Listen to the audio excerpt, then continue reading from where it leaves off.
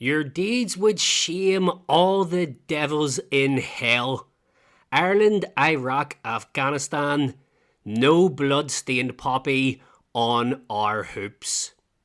So read the banner unfurled by Celtic supporters group the Green Brigade during a November 2010 league fixture against Aberdeen. This was in protest of the club's decision to emblazon the Celtic jersey with a poppy on the field of play for the first time in club history in an away fixture against St Mirren. It caused a huge controversy that carries on in football to this day. But why?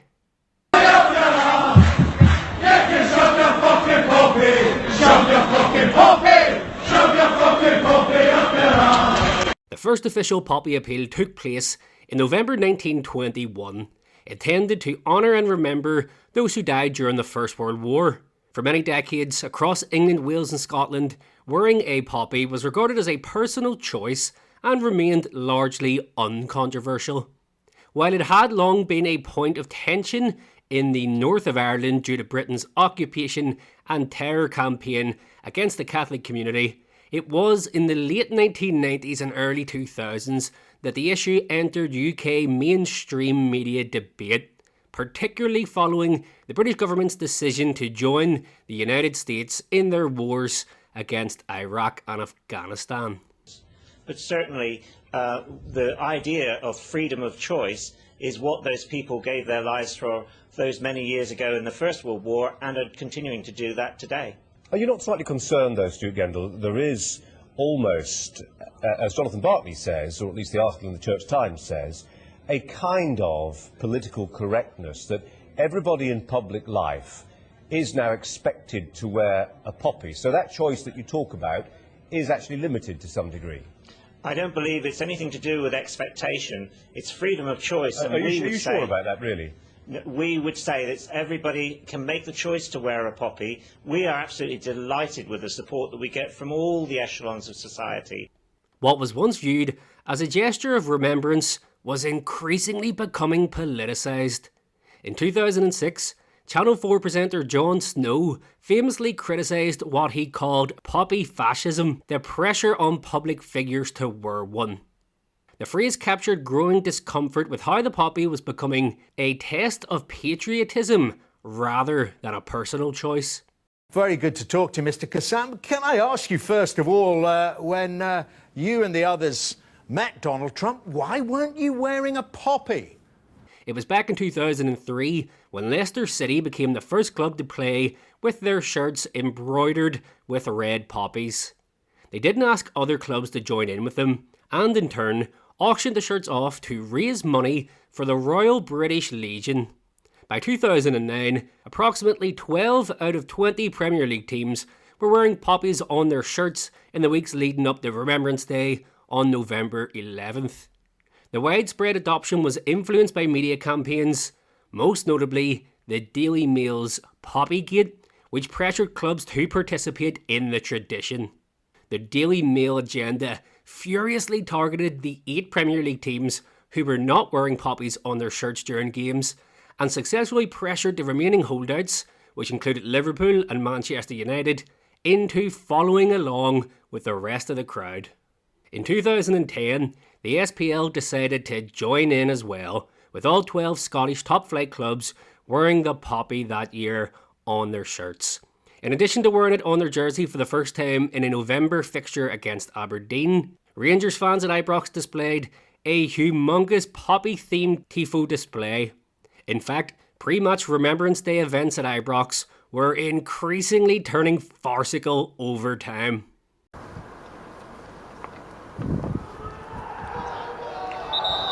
Dirty fucking shit.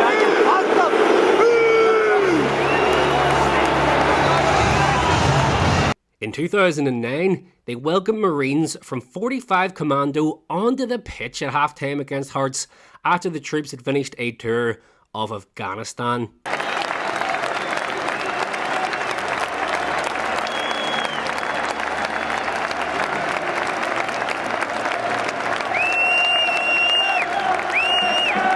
By 2013, Fans at Ibrox watched on as Royal Marines abseiled from the roof of the stadium and a howitzer was fired from the trackside.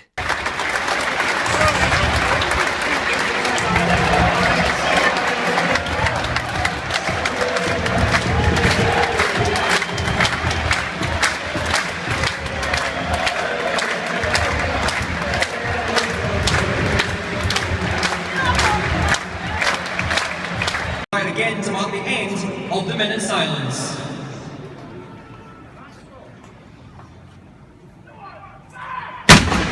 This led to the British Army Secretariat stating, "The General Officer Commanding Scotland has now had the opportunity to review the events that took place at Ibrox Park with the other service heads in Scotland. They share the view that the format of the halftime event and the conduct of those taking part in it was inappropriate for Remembrance Weekend and will take steps to ensure that such events are conducted with appropriate solemnity in the future. The focus of Remembrance activities must be on the fallen, not on those who are serving in the armed forces today."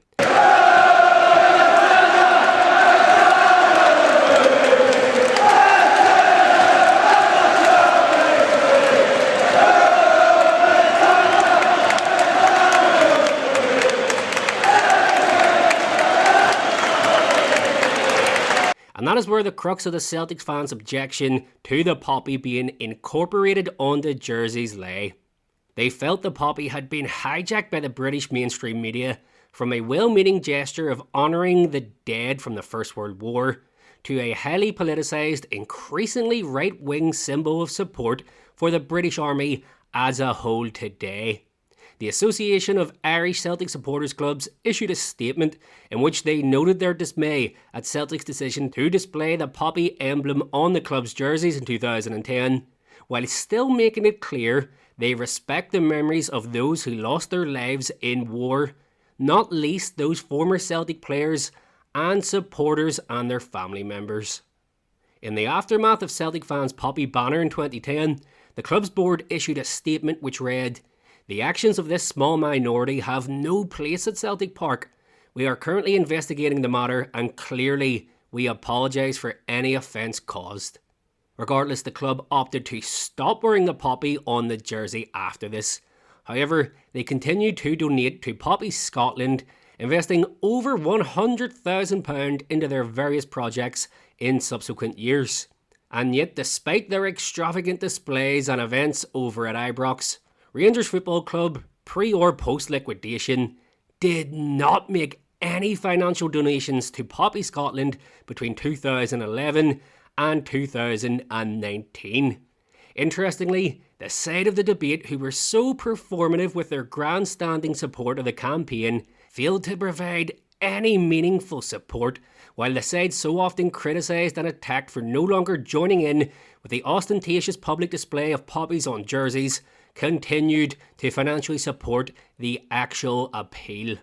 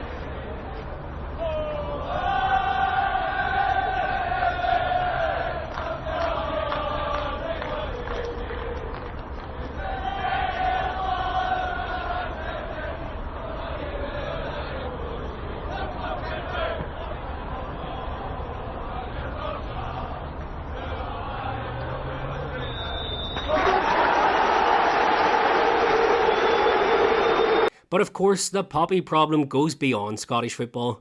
In 2011, the English national team were set to play a friendly game against Spain on Armistice Day and wanted to wear the poppy on their jersey.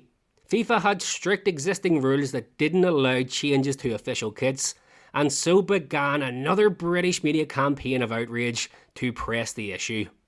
Prime Minister at the time, David Cameron, described the ban as outrageous, adding, "We all wear the poppy with pride, even if we don't approve of the wars people were fighting in." Prince William, who was then president of the FA, wrote to FIFA expressing dismay at the decision. An us versus them mentality was whipped up by the frenzy, and making the choice not to wear a poppy was no longer a welcome one amongst large sections of the British public, despite those who died in the war sacrificing their lives to allow people to make that very choice. And that's where we'll bring James McClean into the conversation. McClean was born in Derry, the location of Bloody Sunday in 1972, where British soldiers shot 26 unarmed civilians, murdering 14 of them. McClean first refused to wear the poppy on his jersey while playing for Sunderland in 2012, and continues to do so to this day.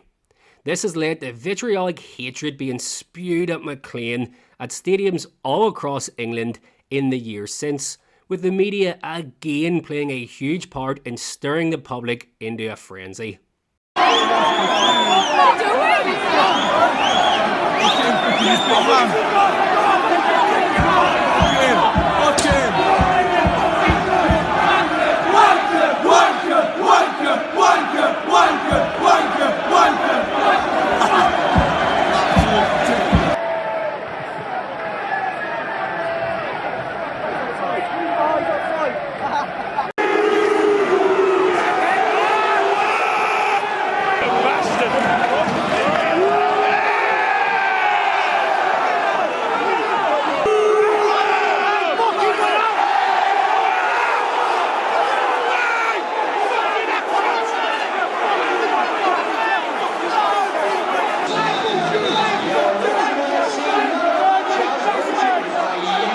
The likes of Graham Souness and Bill Leckie have openly criticised McClean, telling him to get on with it. There has been a falsehood created that McClean refuses to honour those who died during the war, but the Republic of Ireland International has clarified his stance on numerous occasions, stating, "If the poppy was simply about World War I and II victims alone, I'd wear it without a problem. I would wear it every day of the year if that was the thing, but it doesn't. It stands for all the conflicts that Britain has been involved in. Because of the history, where I come from in Derry, I cannot wear something that represents that." This has led to support from the likes of Giovanni Trapattoni, Martin O'Neill, and even the Royal British Legion themselves, who stated in 2021, "The poppy is a universal symbol that represents sacrifices made in the defence of freedom, and so the decision to wear it must be a matter of personal choice. To insist that people wear a poppy would be contrary to everything that it stands for. We offer our full support to James for exercising his right to choose not to wear a poppy." Despite this, death threats to McClean and an ongoing campaign of threats and harassment against his wife and children continue to this day. It really is a shame that this has turned into such a divisive issue. Making the personal choice to wear a poppy to honour those who died during the war, which includes tens of thousands of Irishmen, is and should always be a choice that is respected by everyone.